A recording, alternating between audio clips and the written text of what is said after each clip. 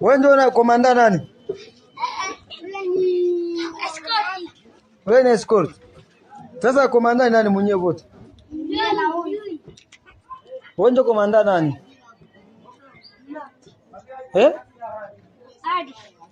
Nani? Komando Omari. Komando Omari, mnaelekea wapi basi? Mnaenda pigana wapi? Niona mko tayari. Rugarama ndio mnapigana. M23. M23 shafika kule yule. Mwende muwapige kwanza bwana. Maana mwenda wadundisha pale 4. Bwana, mwenda mzuri, Mungu awabariki basi. Sawa kabisa, mupigane mzuri tusikie kama mumeweza mubatoshe pale. Hii nyuma ni nini? Ni rokete. Ni bombe. Bombe, mbani akavambi tawapiga hii. Merci Bandeko, Balandia Victoria HD. Bienvenue dans notre café politique du vendredi 27 octobre 2023. Moi, c'est Coco Kimson Kabamba, le serviteur des autres.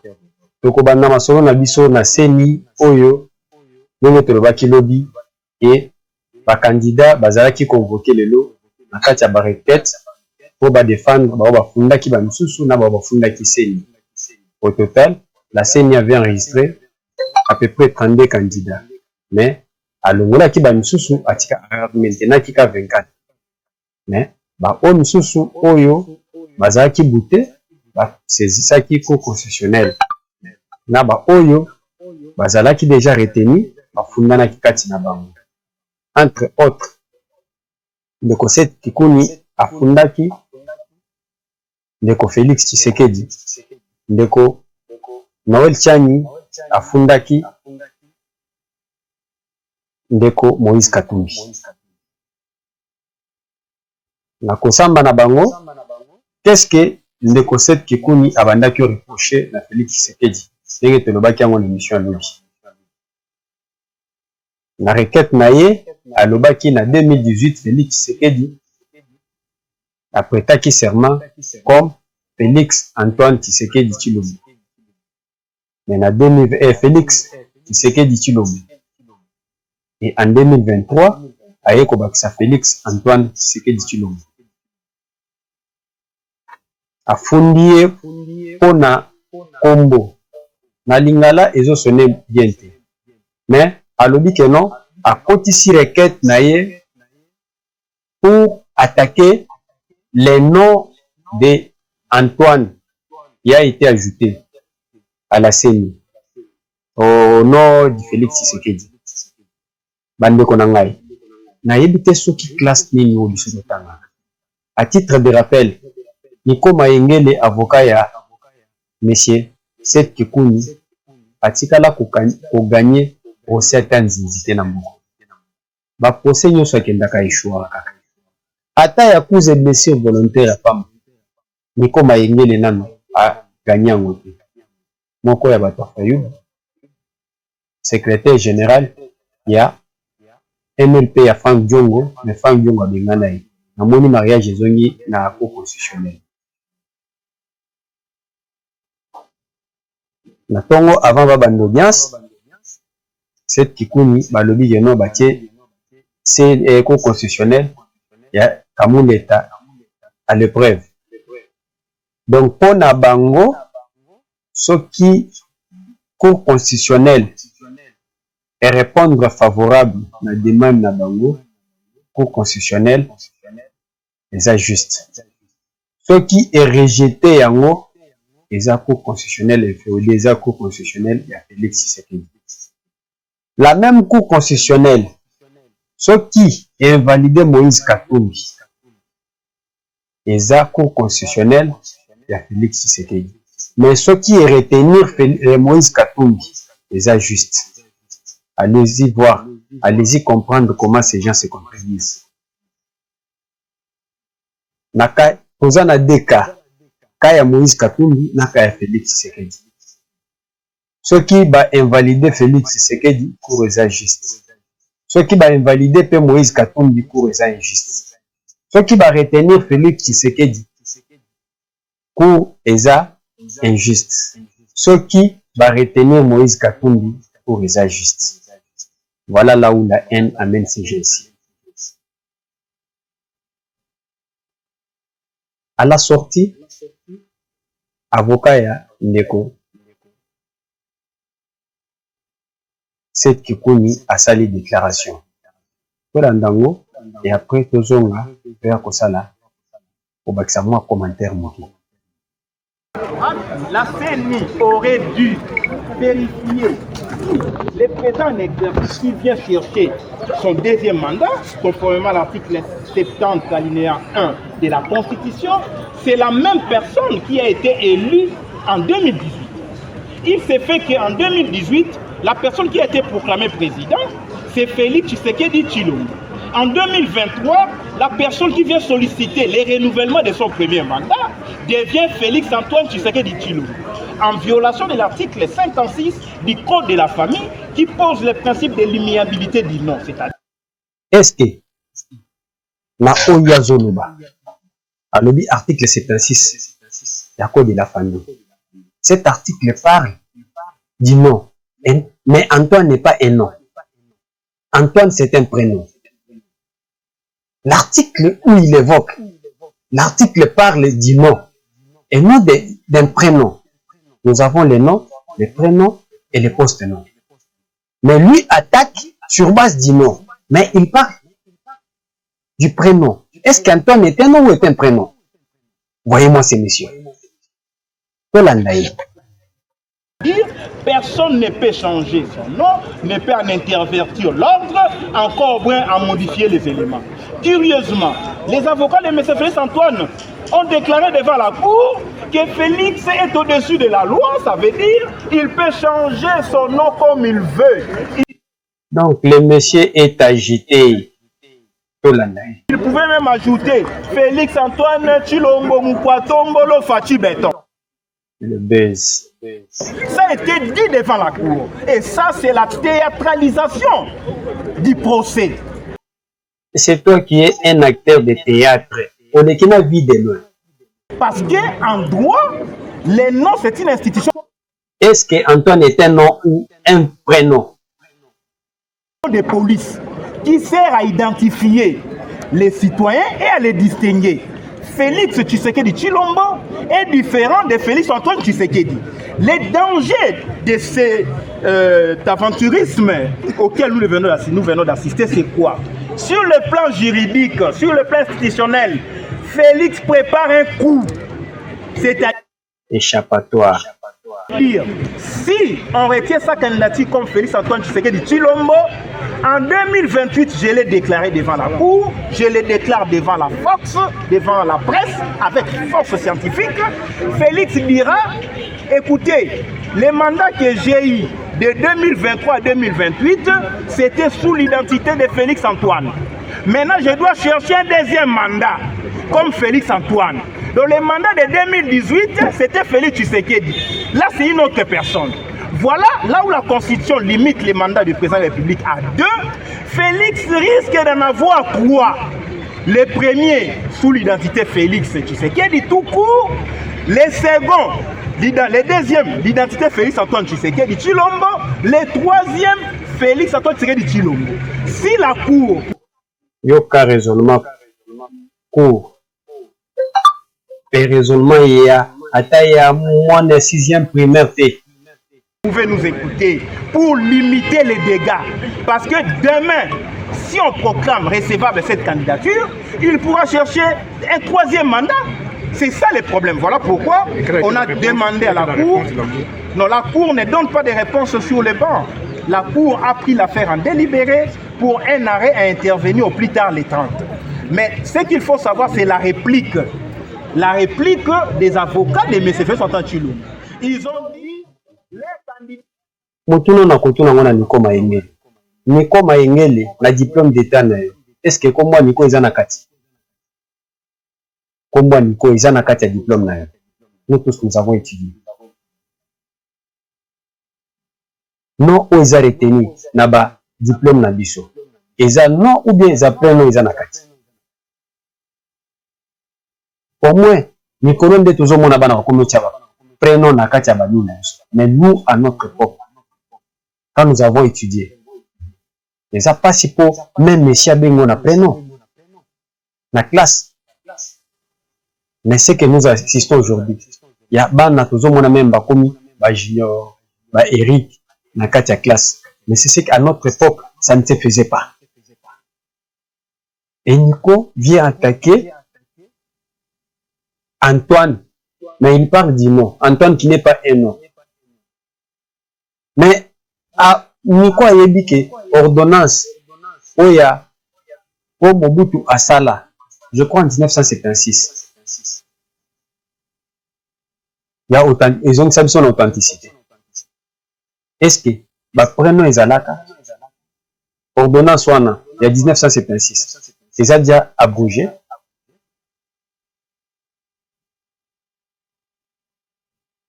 Un piètre avocat. Il y a un son monigène, moins de 40 ans, a commis la Mississa dans Neloni. C'est-à-dire que mon thème m'a bien commis ça quand même, jeune. Un jeune moins de 50 ans, moins de 40 ans. Mais Mississa tombe Neloni. Une chose que moi, qui me fait plaisir pour montrer que non, il y a état de droit. Nico Maïnele attaqué président de la République. Je l'avais répété dans l'émission d'hier. Attaqué président de la République, la justice. Mais azo zonga nenga zabo ya zongi akei adali nanda. Ce qui ne se faisait pas. N'époque à Kabila. Yona nyo kendo funda Kabila na justice. No biozongi po lali nanda. C'est ça l'état des droits. Aujourd'hui, Kabila au fondé la justice. Et l'avocat ya Kabila baye basambi, yon anda kono zonjo lali. Ça ne se faisait pas. Voilà l'état des droits. Nga naza mutu ya ba nostalgie na bombaka. Nazongi sakabino ka na makamu. Tala un monsieur azape na dossier na justice. Il n'était pas même président de la République. Pour n'a qu'au contredire, c'est monsieur de Nico. Alekaka. Lobaka Mabe na kombo a Félix Tshisekedi sans être inquiété. L'autre là, le candidat naïe, c'est Kikoun. Apitaka, ce qui a fini la boutique n'a bilamba, apitaka. Sans être inquiété. Apitaka pour taxe. Na bosani et on côté la bino vidéo nae o bakangaye na mutuka tambola kana mutuka zaka mikanda. J'ai la vidéo. Mais botala mutumoko rien que on a ko contredire. Donc muto bazalaki nae na province. Botala loko komela ye. On revient. Regardez, on revient tout de suite. Ce qui est vrai, en 2006, on lui a fait tous confiance. Il nous a convaincus sur un programme qu'il avait, mais quelle n'a pas été notre déception. Il est en train de museler aussi des journalistes. Ceux qui ne sont pas avec lui sont ses ennemis. Et il préfère des gens qui les flattent à la longueur de la journée. Mais il est quand même extrêmement populaire. Est-ce que quelqu'un peut demander... Non, il ne faut pas confondre être populiste et être populaire. Vous comprenez? C'est ça le problème. Il confond et le foot et la politique et tout ce qu'il fait comme tralala. Il le met ensemble et il pense effectivement qu'il est populaire. Le tournage de l'interview est filmé par un collaborateur de Mouyambo qui le trahira le soir même en transmettant ces images au gouverneur. Moïse fait immédiatement diffuser cette interview sur plusieurs chaînes de télévision locales. Le lendemain, à l'aube, ces fanatiques en colère convergent vers la maison et les bureaux de Jean-Claude Mouyambo.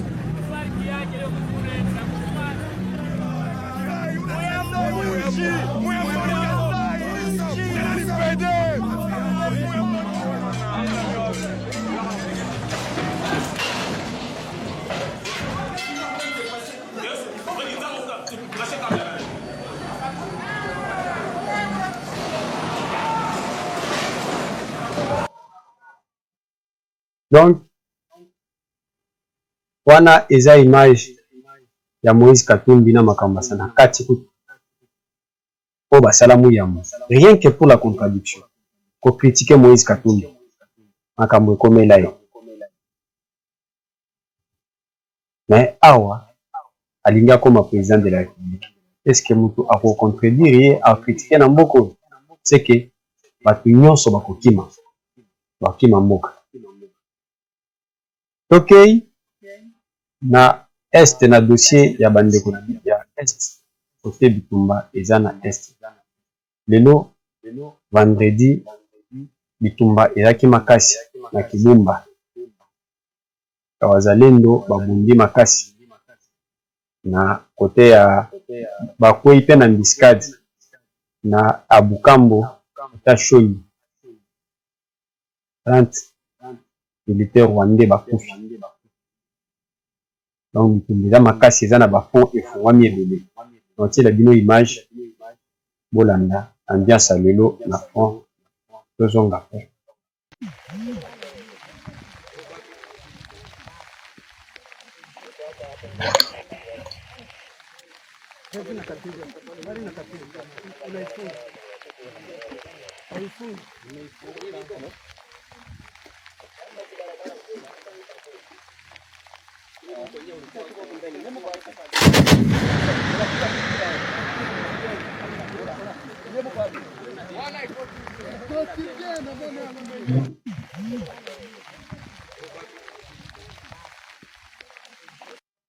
On a les ambiances à fond. Selon notable Moko ya Ruchuru Emebu Samukanda. Situation lelo causée perte à Bapédélé. Il y a eu des vies humaines qui ont été fauchées. Bapépé va déplacer Bazandam. Kota Kibumba, près de 25 km. Nagoma, Bishusha, Bukombo, Kota Est, il y a Sita Kichanga. Ok, il y a un territoire massif. D'autres sources renseignent que 2 personnes ont été tuées à côté de plusieurs blessés par des bombes lancées par les M23 dans la localité de Bambou 5. Donc, Batumi Bale Bakufaki à partir ya bombe oyo ba M23 babwakaki. Musala na bango ya ngwana. Tango bazoboma ba civil, babelelité na communauté internationale, botala bazoboma. Mais quand es-tu c'est mieux?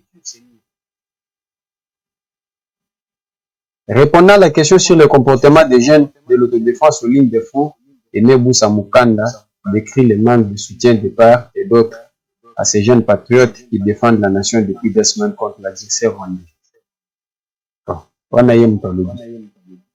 Selon Wazalendo, toujours sur la Nabango, toujours Tuna, toujours Mekakobenga, balobi que non, situation bazana munition et belé.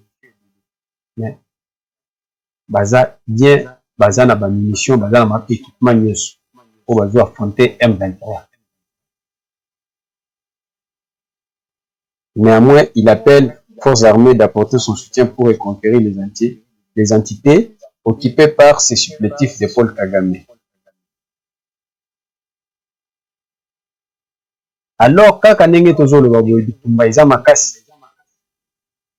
Communiqué moko ucho ko ila biso. Ce soir du 27 octobre 2023, il se tient, donc na pokwa ao. Il se tient une réunion à la base de l'EAC. Donc, na kati ya base ya EAC, oyo na Kibumba. Bandeko na biso baza na Kibumba, ba yebi base ya EAC place ezali. Entre les officiers de l'EAC et un groupe des officiers M23, RDF, UPDF. Donc, ba M23, ba UPDF oya Uganda, na RDF ya Rwanda. Basangani, baza na kati ya réunion na pokwa ya lelo. Vendredi. Côté ya Kibumba, na base ya EAC. Parmi ceux qui sont présents dans cette réunion, Donc bateau baza présent na réunion. Colonel Kamari, chargé des renseignements de la première brigade M23, commandé par le colonel Nzenzi. Nde bato baza na kati ya réunion. Colonel Kamari ya M23. Nde mutu aza na kati ya réunion wana. Lobika ba colonel na bango bazaka ba likili na Rwanda, so bakomi na Congo baza ba colonel. A cause la adida na Rwanda, ayena troupe yende colonel. Mais ba mpesaka. Ba nini na bango. Et ce que l'on dit bien, combo Kamara neza combo na ita, na combo na za na Rwanda. Colonel rapide dont la fonction n'a pas été révélée, ainsi qu'un colonel RDF de la force spéciale. Dans l'entretemps, plusieurs militaires M23 et RDF sont visibles en grand nombre sur la route nationale numéro 2, à plus ou moins 500 mètres de la base de l'EAC. Ba soda ya M23, ba rebelle, ba terroriste M23. Bazo monana à plus ou moins 500 mètres na base ya EAC. Dans la vallée, avant d'arriver à la Courbière en direction de Kibumba. Donc, na kati ya vallée, na kati ya descente, eza lokwa ngomba na kutawana. Nde place baza bafandi avant kokoma na Courbière ya Kibumba. Des camions Fizo transportant des snipers RDF viennent d'arriver dans les collines surplombant Kibumba. Camion mibale na poko awa. Et memi ba RDF, ba soda ya Rwanda, ba Rwandais, ba sniper, donc ba tireur d'élite. Et yeko kitsa bango na minwana. Nyonso wana EAC azomoya. Objectif na bango déjà relancer les attaques, reconquérir les zones déjà perdues dans les Miragongo et descendre sur Goma. Donc objectif na bango ezaki ba place au bango ba perdre ba reconquérir yango pour ba descendre sur Goma. Mais eza peine perdue. Ba ye ba kokufa. Loko bazo ya kaka ba ya bazo kufa. Suko ya kosilisa bango. EAC oyo ba hypocrite oyo ba moni bango ba yebi. Ba yebi ke ba Rwandais bazali.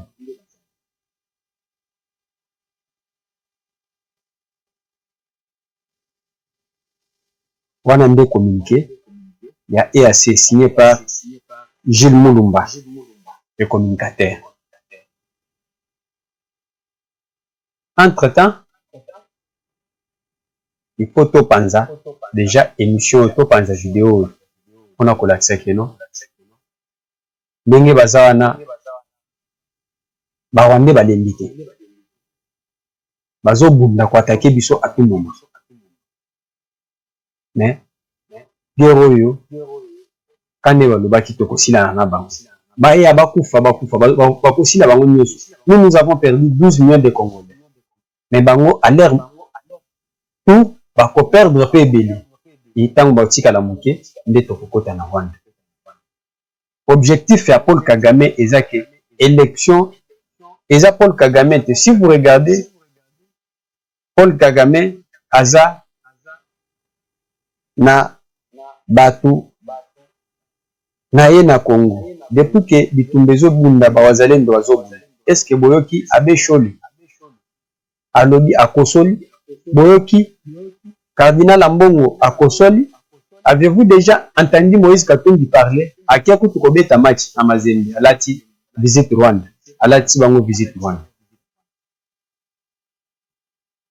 C'est pour vous dire que nous avons des complices partout. Nous avons des complices partout. Dieu sera de notre côté. Ce que tu as lui-même, la page, il y a Moïse Katumbi Moussous. Ils ont publié vidéo ya Winnie Ngoma. Donc les relayeurs, il y a vidéo pour ya Winnie Ngoma. Et ça page ya Moïse Katumbi. Na moni batindelinga vidéo et photo. Il y a mwasi oyo ya Moïse Katumbi Munongo na John Numbi akiokuta na John Numbi moyen na diffuser vidéo photo wana ezate po nanu na étudiant ngote pona mona keza ya sika to eza photo ya kala soki eza photo ya sika c'est déplorable donc congolais zwa mayini yeba keno ennemi ya Congo oza na ba étranger tout po toza na bango awa bato ya nationalité ngeli nde ba ennemi ya Congo. Ça ne peut pas me surprendre. Dominique Munongo aza kabiliste, John Numbi kabiliste, John Numbi tribaliste aza pona bakatakatanga, Dominique Munongo ndenge moko soki basangani, ça ne peut pas me gêner. Mais biso to ba combattant to ba guerrier to bundisa bango na manduki sérieux bazaka na manduki biso en opposition. On a fait une opposition sans armes. Et nous sommes au pouvoir. On continue du Congo. Jusqu'à ce que le Congo sera libéré totalement. Na maboko bangu na nyuso. Na maboko ya miyibi. Mais miyibi o baza pembe na biso na kati ya pouvoir. Donc aussi la na bango. Na kosukisa émission ya lelo na dossier ya Lualaba. Chers Congolais, nous n'avons qu'un seul pays. Mais Bandokinde Balekebe. Onyo so Tshisekedi azosala pona famille, azotongango pona Anthony, azotongango pona azotongela David Mangaete, azotongela Mama Martin, azotonga pona Christian, azotonga pona biso ba Congolais. Mais nous avons des Congolais de très mauvaise qualité.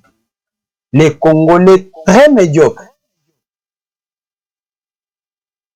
Voiture ya aéroport ya Lualaba Nambo et Baluki namoni ba mercenaires à Katumbi bango nyonso basepeli ba tweeté nazozonga na un exemple. Félix Tshisekedi atongi na pona francophonie. Ça la gymnaste awa. Na tikalo mona katumbiste mon côté, kabiliste mon côté azwa photo wana a posté en côté. Mais aéroport à Lualaba, c'est pas un aéroport privé ya Fifi Masuka. C'est pas l'aéroport privé ya Félix Tshisekedi comme on voyait Kabila abandaki otonga biloko na privé. Eza biloko ya Congo. Mais ce qui doit tirer Baluki na mon peuple. Au lieu tous à la frustrer, c'est nos komboka, mais il y a des Congolais de très mauvaise qualité. Oyo bazo sepela.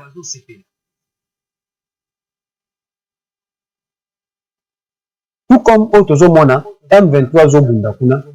Oyo so banda ki oloba, je suis Goma, je suis Beni, je suis Ninwana, bakanyi maboko. Mutu azo kumisa ni wazalendo azati bango nyonso bakomi frustré. Des hypocrites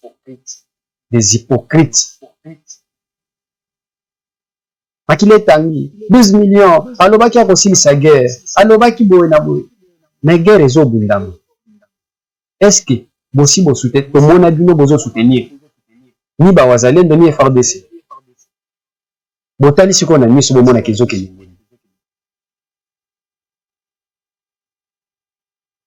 Mais nazoti la bino vidéo ya mutu oyo azalaki na Lualaba Bolanda. Nabino Balandi Abosolo Télévision. J'espère que vous avez en place vous allez. Je me retrouve ici à Koulouzi rapidement pour enquêter sur par rapport à la situation économique à Aérogare. Mboule betaki makasi lobby, mboula moko ya mopepe avec un vent violent. Nasima nango tomoni ba tweet, tomoni quelques vidéos ya batu na musika. Au bazar kolobate Aérogare ezali endommagé et qu'il y a eu un problème batonga qui m'a monté. C'est quoi la vraie version de ce qui est arrivé? Après vérification sur place, parce que Bosolo Télévision Tolobaka Moussikate, nous sommes arrivés sur place. Ce que vous devez retenir, l'aérogare n'a jamais été inauguré jusqu'à présent. L'aérogare, bazar ça là-bas, travaux ya finissage par rapport à la construction et regard ndenge ezalaki makambo eza na mwa ndambu oyo nano basalite. Il y a eu seulement des visites. Ba visite salamaki, chef de l'État lekaki, d'autres personnes baleki, gouverneur aleki, même ngai moko pe na lekaki na visite. Ezali ouvert n'importe quel journaliste ou congolais ou alingi a visiter, ce cas a besoin de information, il peut le faire. Nous avons eu à le faire. Donc l'aérogare n'a jamais été inauguré. Deuxième précision détail. Mbula ebeti ezali catastrophe naturelle o esalami awa ndenge salamaka parce que vent violent ezalaka bavant moko yaka habituel te ndenge tozalaka chaque jour ba mopepe ya modèle wana esalamaka mais mopepe esalamaki lobi na koluzi selon ba information ezali awa ezali penza mopepe ya makasi o esali que emema ndambo ya toiture l'aérogare na mobimba eza nango touché te biloko nyonso batongi ezali intact eloko ebebi te mais une partie ya toiture parce que batol o ezali awa eza au moins la distance ya 20 mètres. Ce que tu na molai nango est à peu près 20 mètres.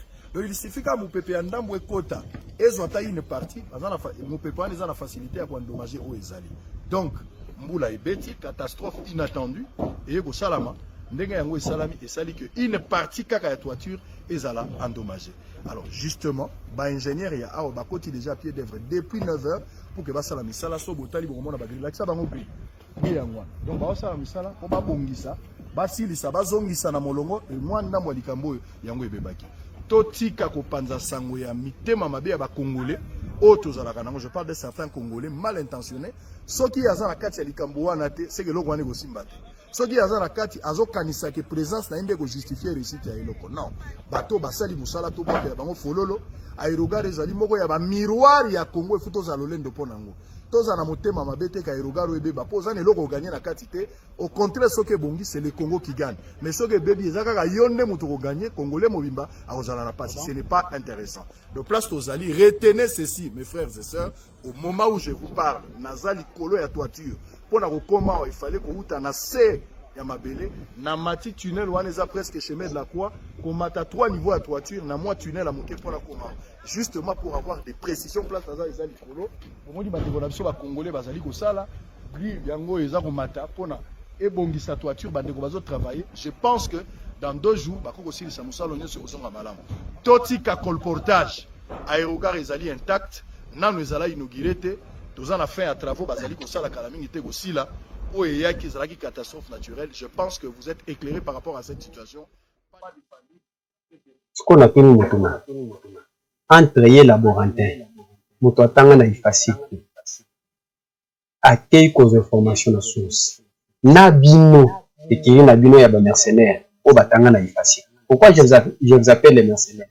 Les mercenaires sont des militaires ou bien ba faux militaires, des soldats oyo baluaka na mbongo po basala musala quelconque pour aider un pays, aider une personne, nde tobengaka ba mercenaires.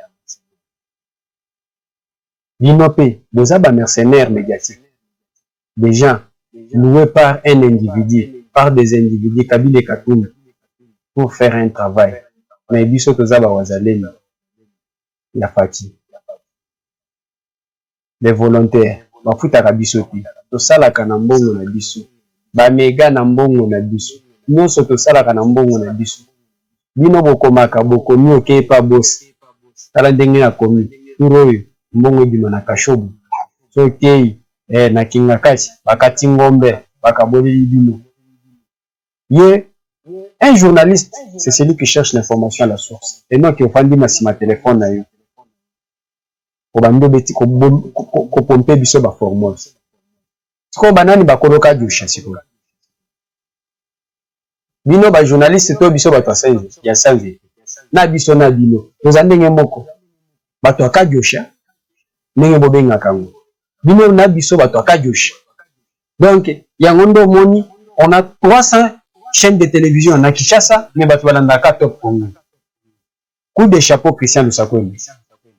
On a une place information fiable les amis. Ce que tout le monde, même RFI oyo bato bandaki oyoka. Les RFI ça n'impact peut-être.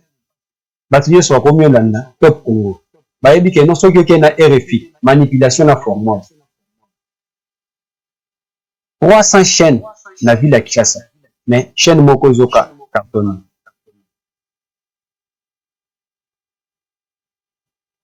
plus de 150 chaînes de télévision. Kaka Bosolo TV, RTNC,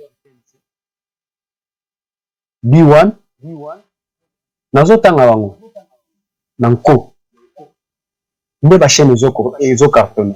Tozana ba chaîne misusu na mboko, neti ya ba Peter Chanywana, qui Perfect TV. Otuni muto yebi Perfect TV ayebi te.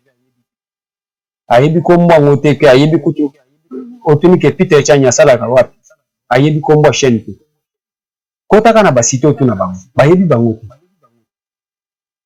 Osio neti ngande na zaboyi na landa ka information na landa information na chaîne ya kuzekisa. Na yebi te soki journal ile kaka erni. Na landa information na chaîne ya Peter Chanya. Po boza ba journaliste ya ba mercenaire boza ba journaliste te Israël Mutombo un laborantin nous avons étudié à l'IFASIC ya ba formol ciao tokutani lobby tozela tokutana lobby lisusu pona information lisusu ya bien bo s'abonner